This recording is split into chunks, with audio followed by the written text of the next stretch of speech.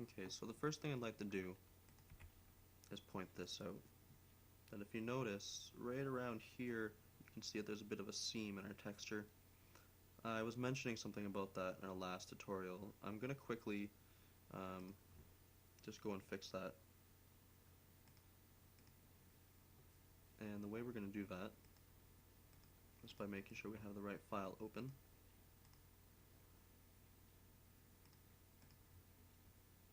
I'm going to set this to face mode and select this whole face. I'm going to zoom in, and as you can see here, this is where it's actually causing the fuss. So I'll grab here and here and just move that over one, maybe a little bit less. There, perfect. Careful not to grab that other vertex, although it probably wouldn't hurt because the ground's likely doing the same thing. So since we're here already, there we go. Make sure that's all good. Yep, that looks great.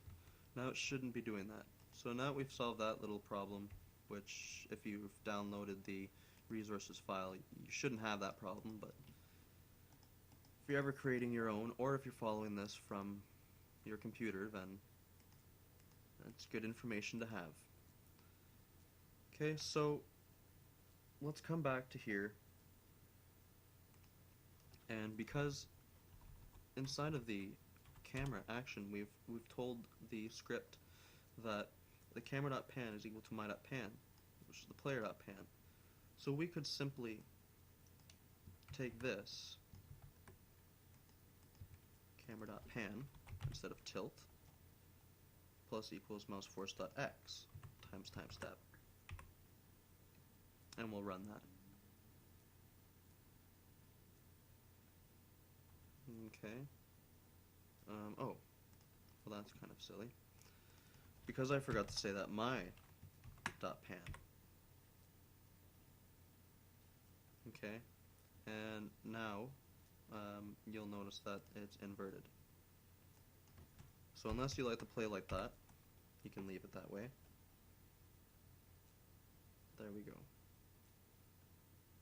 Okay, so that's a little slow, and it would be very painful to have to adjust both these numbers every time you want to play around with that. So just go to the top here, type variable or var mouse speed equals say 15. You can take this variable and replace these 5s here with that variable. And what that does is sets it so that now, instead of it being 5, it knows that we're referring to these values as 15. So now, that's much better. Okay, look at that. So now our camera moves around, our player is looking around, so we can look around our room. Okay, and one thing is I've included in the resources folder a mouse file. Go to your projects folder and paste that in there.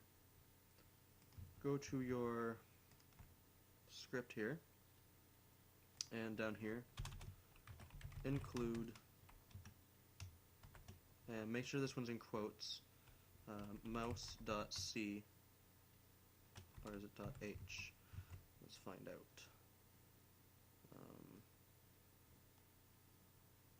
Yes, it is.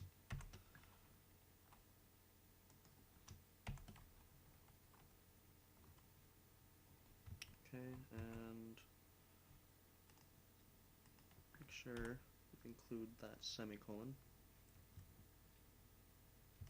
Save, and then to initiate it, you just need to type at the very top here, mouse capture init, or initiate And inside of here you put the name of your project. So FPS tutorial.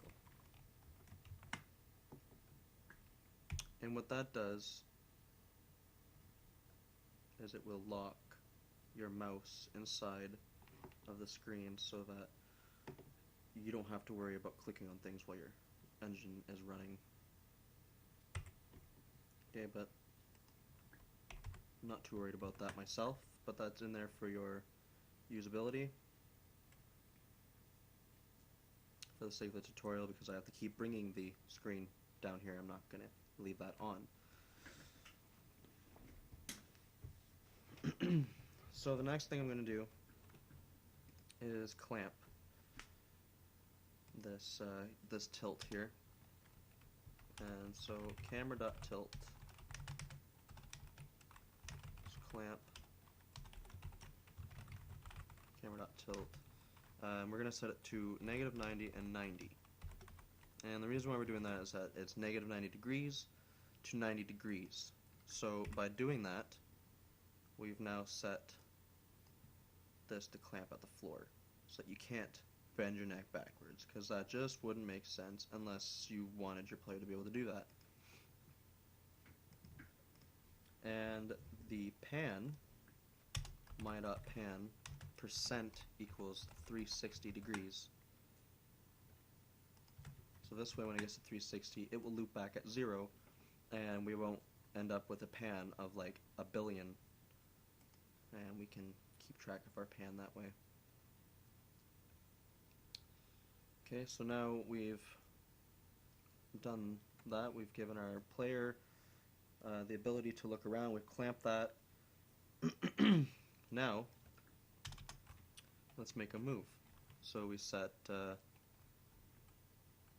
C move, right? So you can see it's entity, vector, rel dist, vector abs dist, which is so relative distance and arbitrary distance, and variable mode. So we're going to set my.skill1 and null vector. And in here we're going to say glide, make sure it's in capitals, and let me see here. Ignore me, so it's going to ignore itself. Ignore anything that is passable. Ignore sprites. And that should be good. Okay, so now we can say if key W equals 1. Now we're going into if conditions, which are pretty straightforward. It's just like asking the engine, if this is happening, then do this. So if the key W is pushed, we're going to set my.skill1, so it's forward distance. We're going to set it to an absolute distance of 5, an absolute amount of 5. And if it's not being pushed, then we'll set my.skill1 back to 0. So this way it stops. Okay, so now we can move around.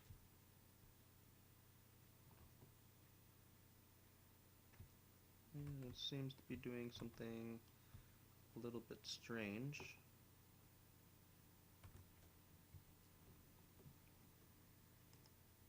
I'm wondering if it has to do with this. Let's reprogram this to my.skill1 equals 5 times key W minus key S times time step. That should be an underscore.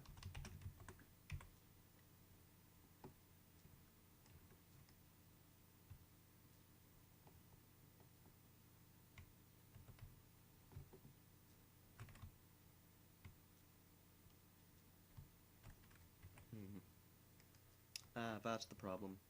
Okay, so we have to go back to WED, and we forgot to set this to polygon.